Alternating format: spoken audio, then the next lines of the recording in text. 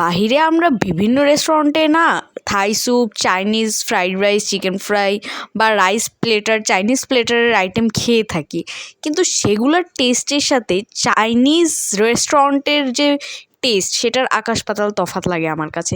কারণ চাইনিজ রেস্টুরেন্টের যে ফুড কোয়ালিটি আর টেস্ট, ইভেন কোয়ান্টিটিও, মানে সব মিলায় আমার কাছে বেস্ট লাগে। তো সেদিন হচ্ছে আমি প্রিন্সে চলে গিয়েছিলাম। ফার্স্ট অফ অল প্রিন্সের থাই স্যুপটাই ট্রাই করি।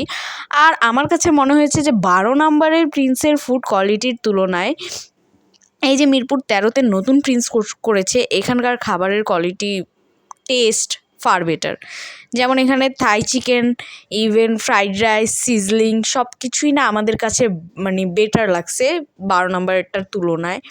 আর অ্যাজ অলওয়েজ থাই স্যুপটা আমার কাছে অনেক বেস্ট লাগে। সাথে আমরা বাসার জন্য হচ্ছে মিক্সড চাউমিনটা নিয়ে গিয়েছিলাম, সেটাও অনেক মজা ছিল, মানে খেয়ে একদম স্যাটিসফাইড হয়ে গেছিলাম।